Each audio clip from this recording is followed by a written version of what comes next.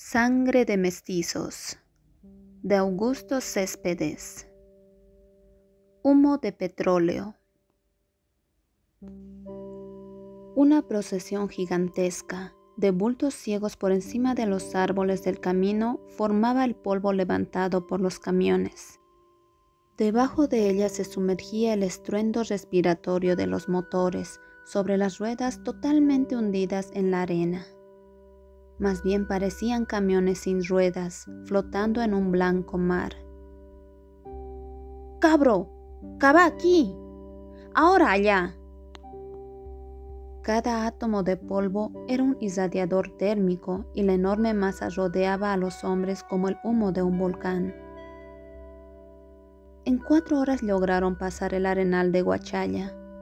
Llegaron a Vallivian a las 5 de la tarde y descargaron las cajas de munición. El Pampino descendió hasta el río que a esa hora semejaba una ancha cinta de raso tornalosado y se bañó, despertando claros reflejos en el agua que se disponía a dormir. Más tarde, cuando germinaron todas las estrellas, los choferes encendieron fogatas y armaron sus mosquiteros, construyendo un pictórico conjunto de masas blancas, rostros y llamaradas, un campamento. ¡Acá tu charango, Pampino! Acompañados por el charango, sentados en el suelo, cantaron. Boquerón abandonado, sin comando ni refuerzo, tú eres la gloria del soldado boliviano. Después el Pampino cantó solo en quechua. Yuyanquichu maquiquita maquiy manchurascaykita. Dios pag sutinta uqarispa mana kangata waykepag.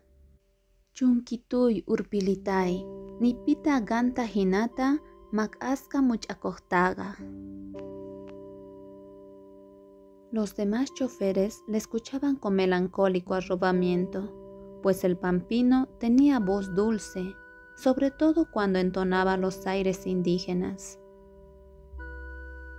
Nacido en Cochabamba, no había olvidado la lengua nativa, aunque él hablase siempre en un castellano liviano, limado por las heces con que traducía su espíritu alegre y tartarinesco de un matiz achilenado que él consideraba muy distinguido.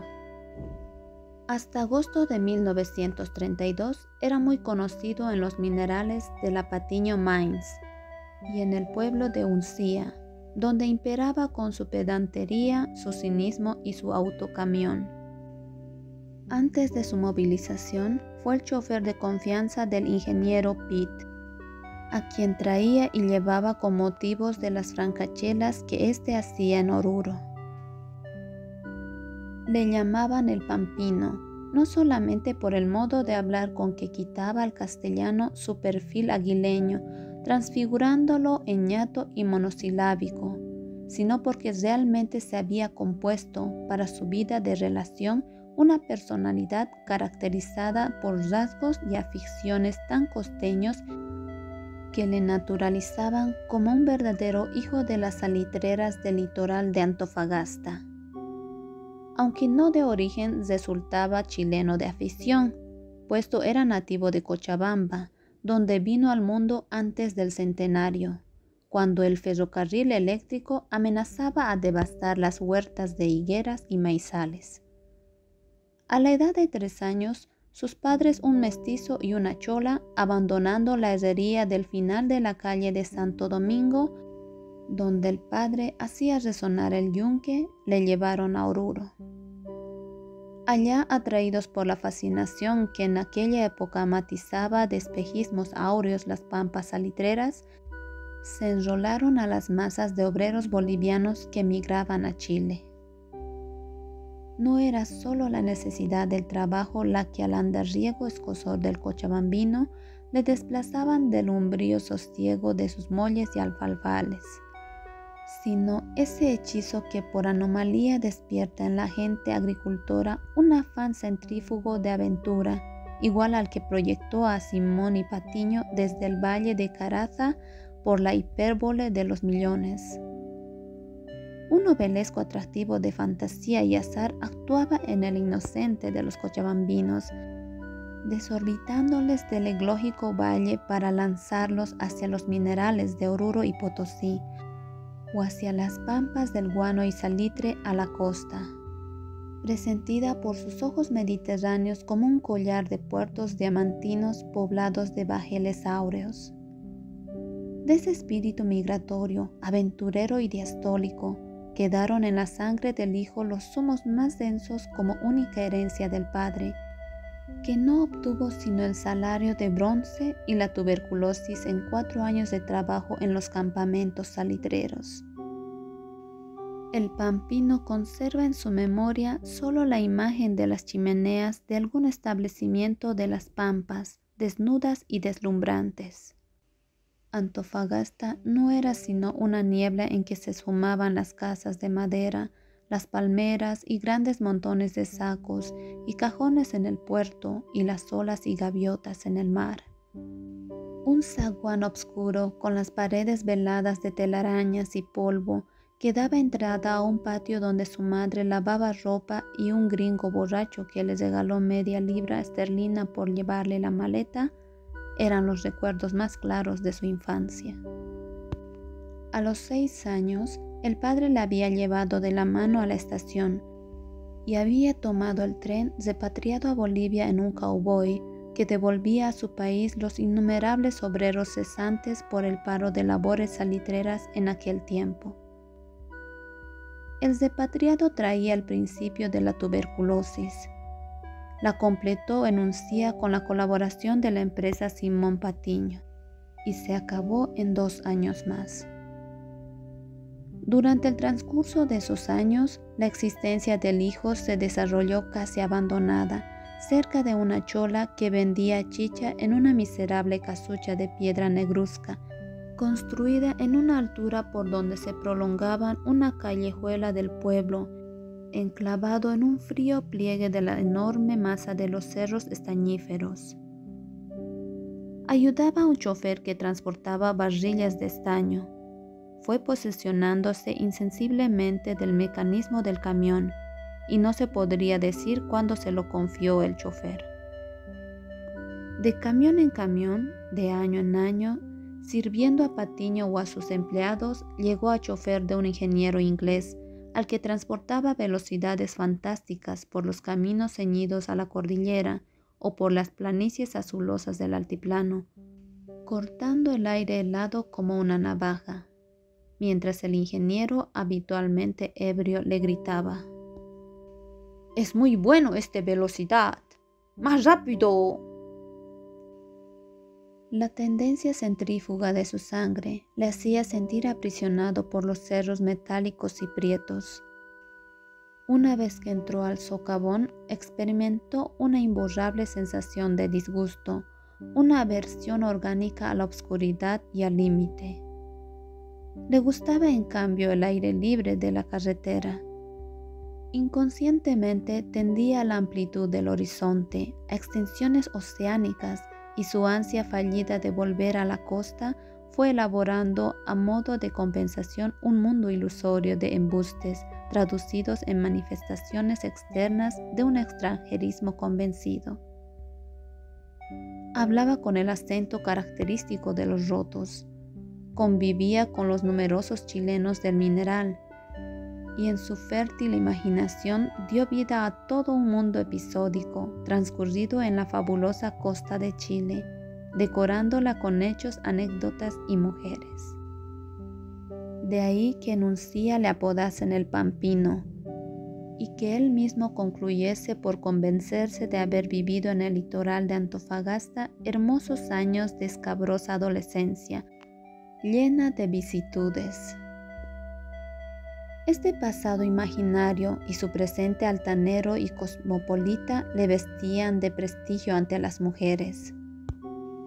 La desdeñosa Chepa, hija de una chola gorda que comerciaba con productos agrícolas de Cochabamba, le escuchaba embelesada, con los ojos fijos en la costura que se deslizaba entre los dedos.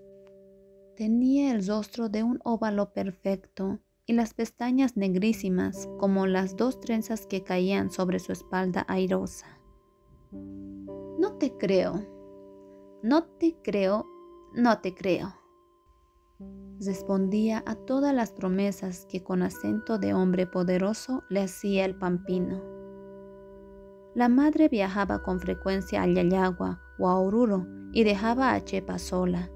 En esas oportunidades, reiterando sus negativas y sin rebajar un átomo de su incredulidad, Chepa acogía hospitalariamente al pampino en las noches frígidas. El pampino tenía entonces 23 años y una solidez muscular mayormente destacada por su estatura mediana. Un gestillo de suficiencia insolente le plegaba los labios y le hacía elevar los párpados inferiores curvándolos sobre las pupilas. Sus pómulos, muy elevados en el rostro redondo, parecían siempre hinchados. Con la potencia de sus 23 cilindros, fue lógico que arrollase las resistencias de Chepa. Locuaz, ágil, audaz y mentiroso, mantenía su prestigio de chofer valiente y digno de confianza. Su valor radica en correr atronando las calles con el escape libre, en ganar a los autos que le precedían en los caminos y en emprender viajes aventurados por caminos impracticables. En 1929 se halló destruida por las lluvias la carretera de Oruro a Cochabamba. La traspuso en 18 horas, llevando a un minero yugoslavo de apellido Bradokavic. Al regreso Bradokavic embarcó prudentemente en el ferrocarril su persona, la del chofer y el automóvil. La declaratoria de guerra, julio de 1932. La conoció el pampino en el local de la policía de Uncía, donde le apresaron a consecuencia de una sangrienta pelea. Atribuíanle las heridas a un austriaco con quien peleara en un bar. Aunque el pampino juraba no haber empleado sino los puños, el austriaco ostentaba una herida cortante en el rostro, producida seguramente por el filo de algún cristal roto, y procesaba al chofer. El llamamiento de choferes que se precisaban urgentemente para cubrir las enormes distancias del Chaco despertó en el pampino su vieja ansia aventurera, haciendo coincidir el estado de su situación precaria con la posibilidad de alcanzar por fin lo excepcional, lo trágico y lo desconocido. Además, su prestigio de macho le imponía ser de los primeros. Dejaría a Chepa, pero su índole no era lo bastante sensitiva para que perdiese una excursión por su mujer. A las mujeres, mijito, hay que dejarlas a los 1000 kilómetros desde Cocido, decía con petulancia tenoriesca. La dejó a esa distancia. Se trasladó a Oruro para embarcarse en un cowboy repleto de soldados una mañana de agosto. La multitud bullía en la estación de ferrocarril. Un romántico conscripto, de menguada estatura y cabellera chispeante como un puñado de diamantes negros, del todo consternado, tocó aires melancólicos de despedida en su violín en medio del silencio enorme. Luego retumbaron las músicas marciales de la banda militar y se encendió una hoguera blanca de pañuelos a todo lo largo del andén. Unánimes los vítores abrían sus alas entusiastas ante el cowboy que partía lentamente rumbo a la guerra. Uniformado, decorado de escapularios e imágenes prendidas al pecho, con ramos de flores en los brazos, ensordecido y conmovido, el pampino se sintió inmenso. En Uyuni le entregaron un camión de un gran cowboy de poderosos GMC. El viaje hasta Villamontes fue blando y continuo. Los caminos anchos del altiplano y el descenso de la cordillera hacia la Manigua eran dóciles a los neumáticos. Descendiendo del delicado valle de Tarija a la vorágine del trópico de Villamontes, halló sensaciones jubilosas y nuevas. Con mano cuidadosa en el volante, miraba a ratos al otro lado del abismo, la vecindad de las montañas erguidas bajo el fantástico manto de una ascensión de la selva que anegaba desde las quebradas hasta las cimas la totalidad de los cerros. Descendía en tirabuzón por el camino ceñido a los muros casi verticales de la serranía, debajo del blando filo de las rocas hendidas. Monstruosa dentadura entre los verdes labios de la arboleda tropical que devora, nunca satisfecha, la carne del cañón y la carne del camión. Pero de Villamontes adelante, la naturaleza se reduce a la elementalidad de un plano obsesionante de árboles inmutables sobre arenas movedizas. Ya no eran caminos, sino picadas abiertas a hacha, sembradas de nudos de troncos, de haches, de agujeros, con irregularidad de cauce de río seco, simulaban el interior de esqueletos de serpientes kilométricas, cuyas costillas hacían saltar el camión. La tierra blanca se arrugaba a lo largo de los anchos rieles, formados por las huellas de los vehículos que rodaban entre esos surcos, levantando por delante olas de arena que detenían su marcha. Por detrás, el polvo atomizado seguía las ruedas con una estela ondulante y temblorosa de consistencia casi líquida. Había pozos, remansos y remolinos de arena donde encallaba el camión. Bajo el cielo tórrido, el polvo se pegaba a los choferes, en permanente trabajo de empujar a los camiones que rugían furibundos. Cavaban el suelo para liberar el vehículo, acolchaban la picada con ramas, se cegaban con la tierra caliente que arrojaban las ruedas al girar sobre el mismo punto. Proferían juramentos espantosos. ¡Retroceda! ¡Un poco más! ¡Métale un palo por ahí! ¡Empuje! ¡Ahora! ¡Ay, pero qué maldita tierra! Soldados y choferes sumergidos en la arena hasta las rodillas empujaban el pesado carro. ¡Una! ¡Dos! ¡Tres! ¡Otra vez! ¡Una! ¡Dos! ¡Tres! Rugía el motor, sudaban los hombres. Bamboleándose como un barco ebrio, el camión seguía su marcha para sumergirse nuevamente en la arena, por la picada que se desdoblaba hasta la eternidad en medio de la arboleda impasible y gris. Entretanto, los soldados bolivianos en número de 600, asediados por 12,000 paraguayos, aguardaban refuerzos 500 kilómetros más lejos. Se cruzaban con otros camiones sucios y vacíos que volvían. Hallaban soldados marchando a pie que se desprendían del peso de sus fusiles arrojándolos al camión que pasaba. Dormían en el mismo carro para seguir viaje inmediatamente. La urgencia presionaba y la serpiente mecánica avanzaba con una carga de nubes de polvo que cubrían el cielo y el monte con una niebla cálida y fatídica. En 4 días de este trayecto semisubterráneo llegaron hasta Balivián, 250 kilómetros. De allá siguieron inmediatamente a Muñoz. En el trayecto de Magariños a Puesto Catán, les sorprendió el primer aguacero. Los caminos en el fango, sin asomo de piedras, encallaban, resbalaban en las charcas, se hundían, se arrastraban y se enfangaban de nuevo. Un rosario de estruendos se prolongaba a lo largo de la picada en medio del misterio de la arboleda mojada.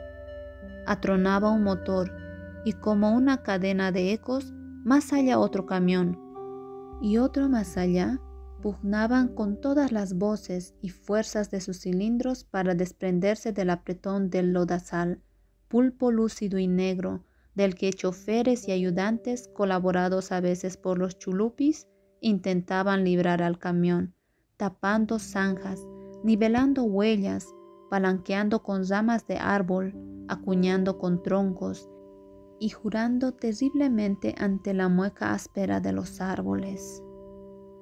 ¡1, 2, 3! Rugían los pulmones del motor, giraban las ruedas sobre sí mismas y el barro las cubría nuevamente. ¡Otra vez! 1, 2, 3.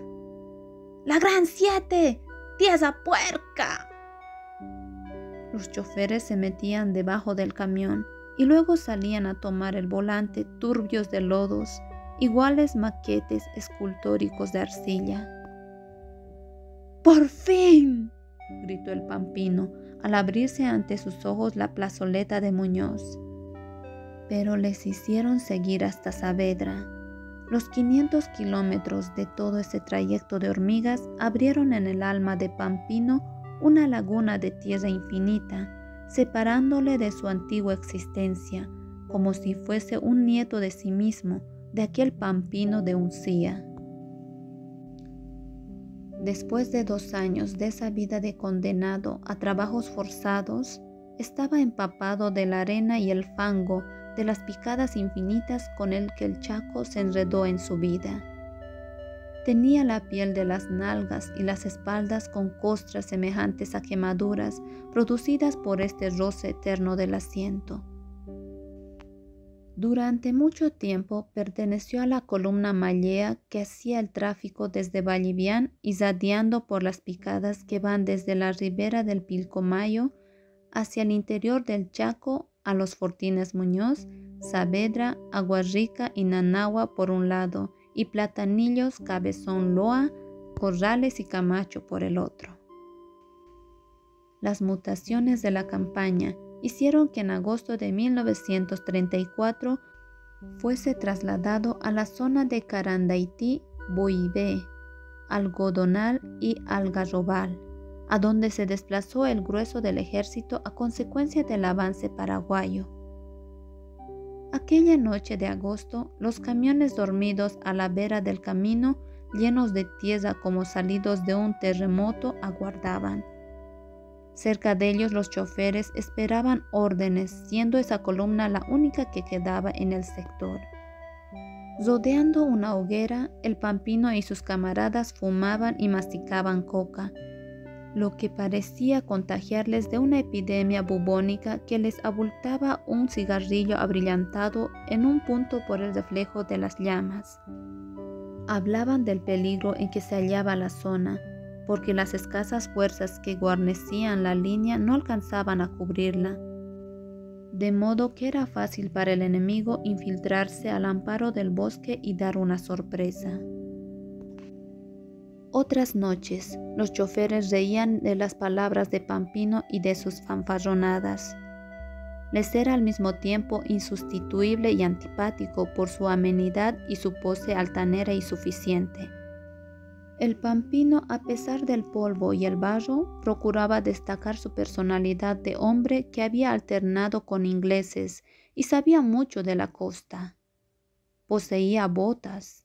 Adquirió de modo ilícito un saco de cuero que lo usaba indiferentemente en invierno y verano, cuando trataba de exhibirse elegante. En los calores más densos, después de un recorrido por encima del lomo indómito de la picada en los arenales o en los fangales del estero, después de lavarse en cualquier charca, se enfundaba el saco de cuero y andaba por los fortines balanceando los hombros como un cowboy. Pero nada de extraordinario, de heroico o maravilloso le había ocurrido. Se convirtió en uno de esos seres de fauna de la guerra, prendido a la red de las picadas que se tejían sobre el Chaco, cuya tierra salvaje e indomable la rompía continuamente cesándose sobre los camiones. Incorporado a la movilidad impalpable de la picada, formaba con el motor del camión una intimidad inorgánica, por la que sus pies se prolongaban hasta las ruedas y toda su carne hasta la tierra larga. Mentía detalladamente.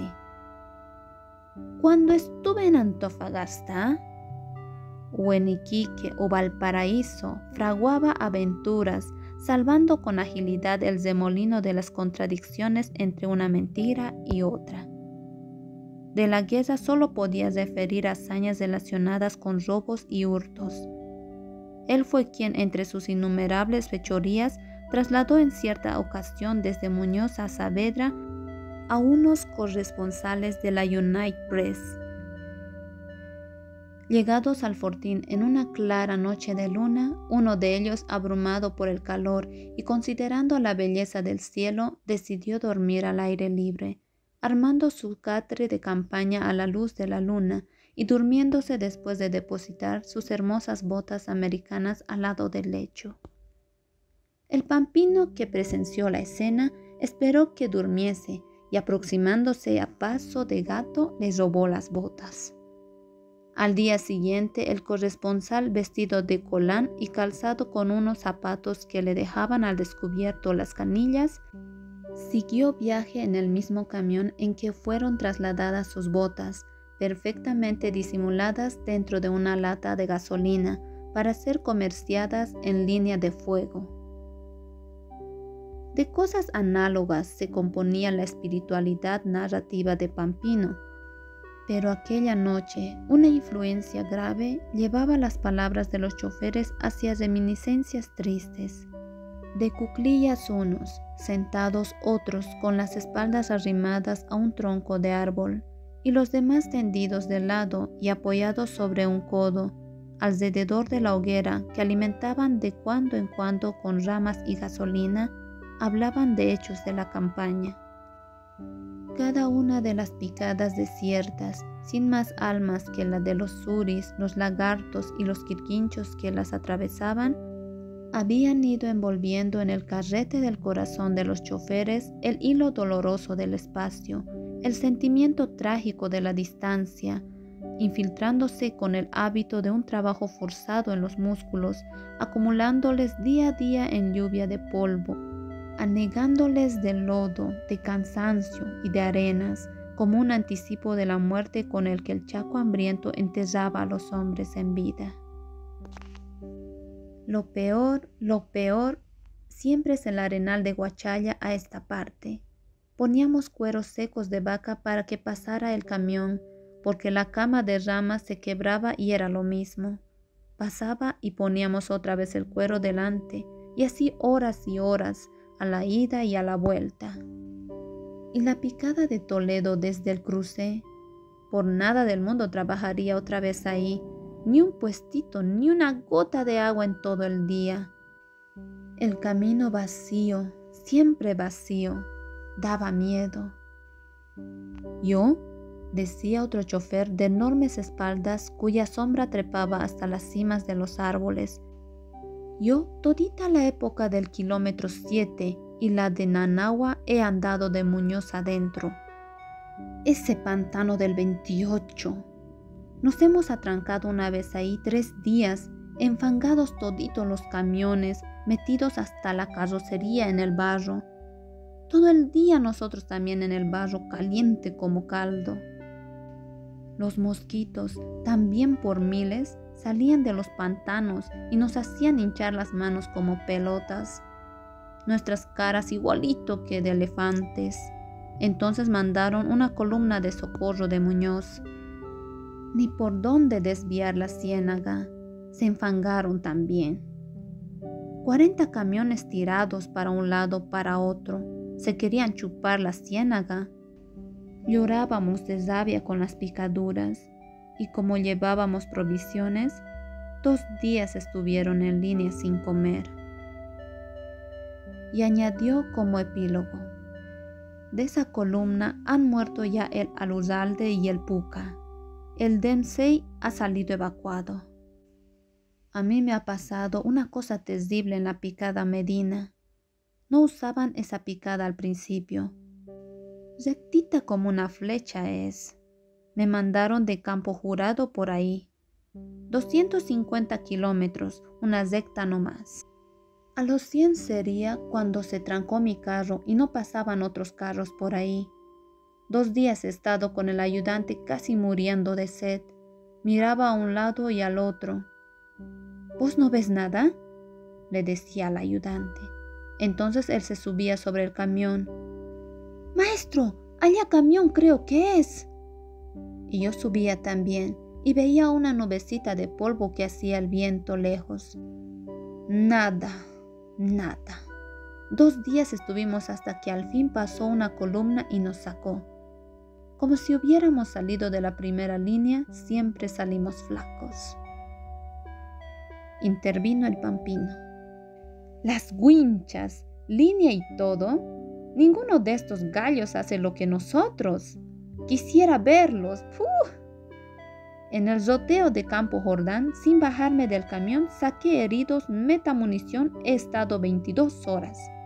Por la grande me dormí y el camión se salió del camino. ¡Puh! Inclinado sobre la hoguera y hurgándola con un palo, el chofer que había hablado primero dijo: «Cuando se va por esos caminos, yo tengo miedo. Si hay cuatreraje, al primero que le hacen fuego es al chofer. Y ahora no más, los pilas pueden aparecer a cada rato en el camino. Es una iniquidad que nos tengan aquí todavía».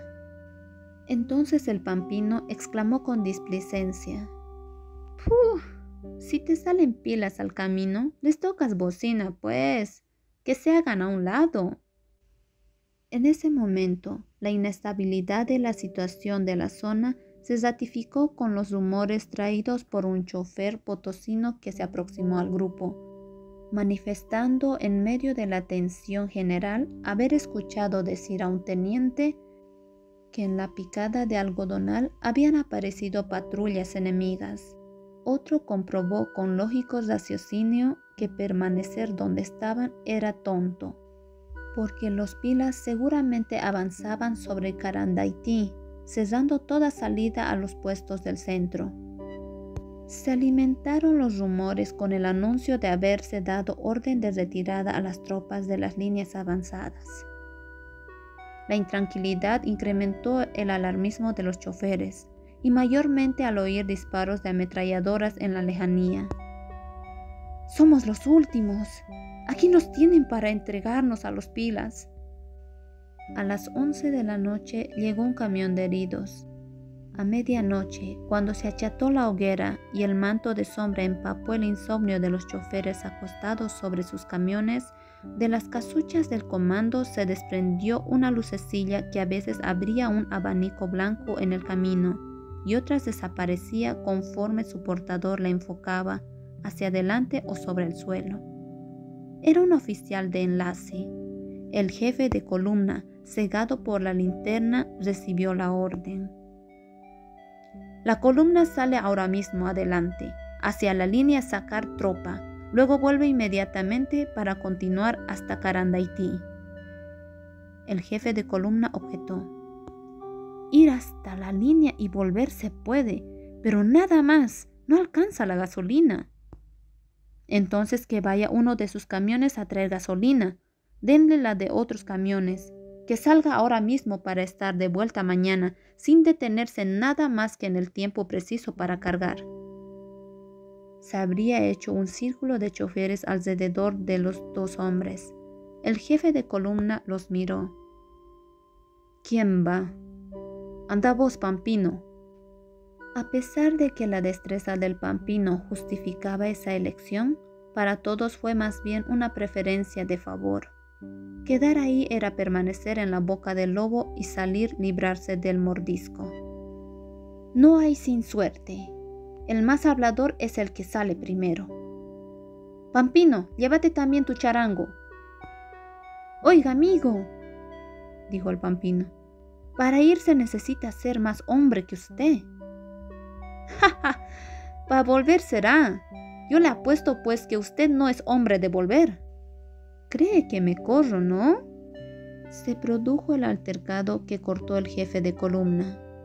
En medio de la sorda hostilidad de sus compañeros que veían en su partida una fuga, el Pampino partió en la noche hacia la retaguardia. Viajó toda la noche y llegó por un desvío a Buibé al amanecer. La tropa se desplegaba sobre ese punto porque los pilas asaltaban el camino a Carandaití. Cargó la gasolina en 8 barriles y cuando estaba por emprender la vuelta, supo que la línea telefónica se hallaba cortada. Permaneció inquieto toda la tarde. A las 4 se dio la orden de salida a una columna para que recogiera la tropa y armamento de algodonal. El Pampino salió poco después de ella y la halló a 2 kilómetros detenida. En actitud levantisca, los choferes se negaban a continuar viaje. «El camino está cortado. Si ya están haciendo posiciones aquí». Una sección de soldados abría zanjas a los lados del camino. El Pampino meditó. La picada misteriosa se destacaba en el atardecer, escueta, espectral, consumida por una cósmica epidemia roja que devoraba al bosque en el ocaso. Allí, 100 kilómetros más adentro, sus compañeros esperaban la gasolina para poner en marcha sus motores y sacar armas soldados heridos.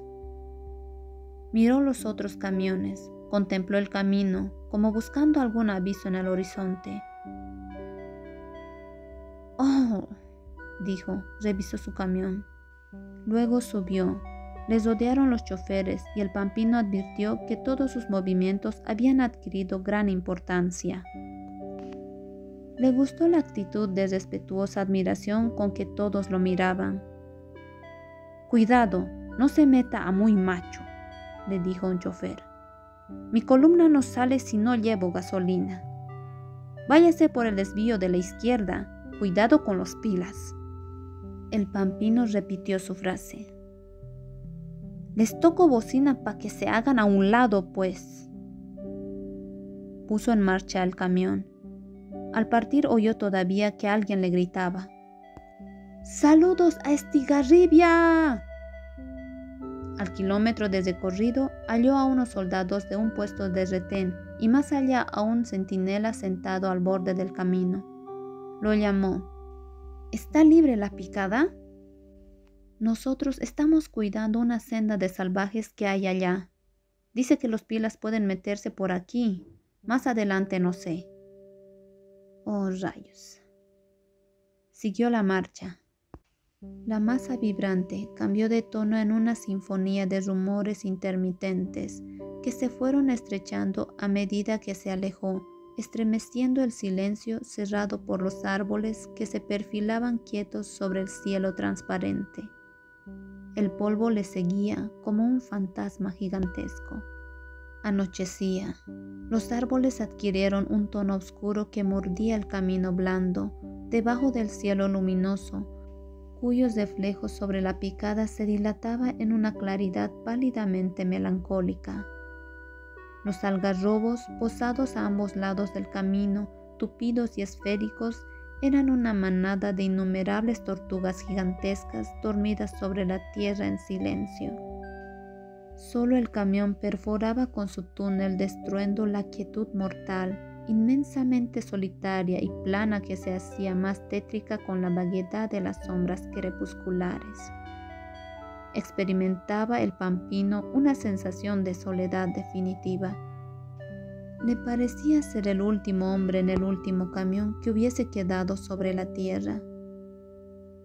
Pasó una hora. Con la noche fue creciendo, hinchándose la selva oscura y muda como un cadáver negro. La absoluta paz del camino recluía un hechizo en la masa de los árboles sin forma que escoltaban al ruido del camión. Encendió los faroles.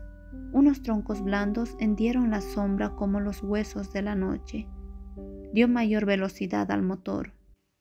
De las ruedas el polvo fluía hacia atrás en 2 torbellinos que se unían para formar una espesa esfera que se elevaba sobre la picada. Rebotando como una pelota, recogido del volante, iba en su camión el Pampino como sobre la tierra. Allá iba, saltando sobre los baches, rozando los troncos, devorando la tierra del camino, cuyo torrente acudía a desplegarse debajo de las ruedas. Allá iba, partiendo la selva que se precipitaba sobre el intruso y le metía a figuras incontables de troncos que, entrándole por los ojos, le salían por la nuca. Allá iba, zumbando, cabeceando bajo los altos árboles que alcanzaban el negro encaje de sus ramas sobre sus troncos tortuosos, ejecutando al paso del camión una lúgubre danza sin ruido, semejando una ubicua ronda de colosales brujas melenudas que surgían sobre la claridad de las estrellas. Una ansia dolorosa de terminar el trayecto, de llegar. A las 3 horas de marcha pasó la cañada seca en que los árboles se apretaban sobre el camino, haciéndole sombrío como un abismo. Entonces, sintiéndose más próximo, le invadió un alborozo extraordinario, como si un grifo alado le llevase por encima de los senos del Chaco, cuyos árboles seguían dedicados a hacerle muecas inverosímiles al pasar, señalándole con sus largos dedos negros. Cambió la velocidad. Crujieron las vísceras metálicas, se inundaron de truenos los pulmones del motor, y con un mugir de toros embravecidos, surcó el camión el arenal. Era el momento de acelerar, pero un látigo de acero manejado por la mano de un titán quebró el cuadro de parabrisas. Otro astilló los cristales que se fragmentaron metiendo un torrente de polvo a los ojos del chofer. Se encogió, sumiéndose todo él hacia adelante, y recién percibió el estallido de ráfagas de ametralladoras contra el camión. Después otro latigazo espantoso le destrozó la espalda, aplastándole contra el volante sobre el contacto de la bocina que empezó a sonar. El camión siguió rodando, penetró al monte y dio golpe contra un árbol donde quedó detenido, entre tanto que la bocina aullaba con un clamor interminable sin fin, porque la frente del pampino clavada sobre el volante seguía apretando el botón. Surgieron de la noche sombras macilentas, una patrulla aislada de pilas que próximos a volver a su base cogían esa presa. Trepó uno al camión. ¡Gasolina! ¡Es gasolina! ¡Echarla al suelo! ¡Rápido! No incendiarla de golpe porque volaríamos todos. En un instante arrojaron unos toneles al suelo quitándoles las tapas.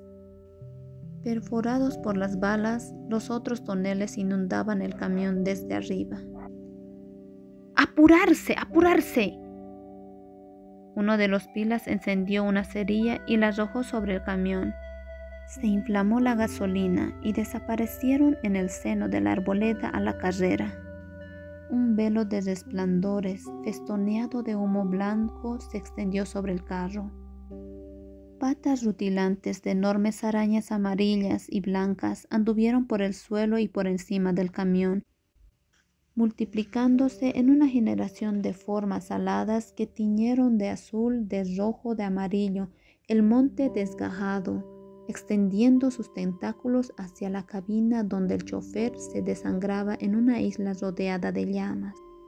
Una patrulla de soldados bolivianos que cuidaba la retaguardia en las proximidades de Algarrobal escuchó durante mucho rato el clamor continuo, prolongado, angustioso de una bocina, propagado por la acústica de la noche sonora como una campana transparente, y luego una explosión igual a un golpe de bombo. El pampino había obtenido vía libre al otro mundo para su carro de fuego.